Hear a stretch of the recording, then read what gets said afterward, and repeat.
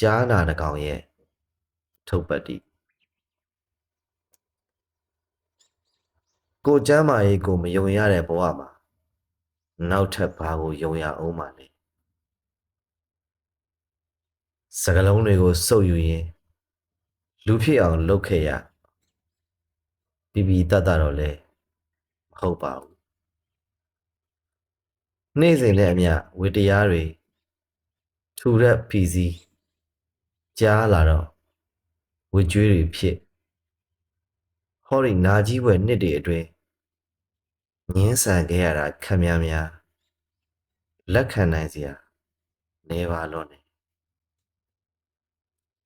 တချို့လူတွေအတွက်လိုအပ်ခြင်းလိုအပ်လိမ့်မယ်လက်ဝဲရတနာဒါမှမဟုတ်အားဖြည့်အချိုရဒါမှမဟုတ်ရင်မောင်းလိုက်စေ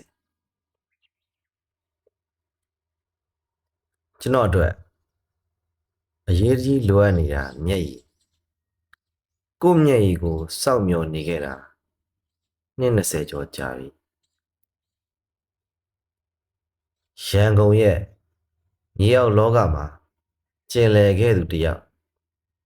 အရှိတောင်အာရှကဖွံ့ဖြိုးဆဲမြို့တစ်မြို့မှာခန္ဓာကိုယ်သာရင်းနှီးမြုပ်နှံနိုင်ခဲ့တက်တန်းတွေကိုဘာနဲ့တိုင်းတာကြမလဲပတ်သက်ခဲ့ဘူးတဲ့မိန်းမတွေနဲ့လားရှာဖွေခဲ့ဘူးသမျှငွေဆက်ကူတွေနဲ့လားသတင်းစာတွေနဲ့ပဲလားပြန်စင်းစားကြည့်တော့လေကို့နာမည်ရှေ့မှာဘာမှမရှိကို့နာမည်နောက်မှာလည်းဘာမှမရှိပဂတိအထီးကျန်မှုမှာလေတံကိုရှော့ချထားခဲ့ရပါတယ်ညကစပါတာကတ်ကိုပြန်ဖတ်တယ်အချင်းတွေကိုတဝါတကယ်ထိုင်တော့တယ်ကိုတစ္ဆာဖောက်ဖို့ကြိုးစားကြည့်တယ်ဒါပေမဲ့မအောင်မြင်ခုတော့ဆိုင်းဘုတ်တွေကြားမှာမင်းရောငါပါအသက်ရှူမာခဲ့ကြရပြီတို့အဖြစ်က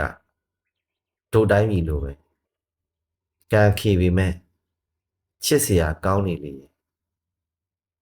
လှတတ်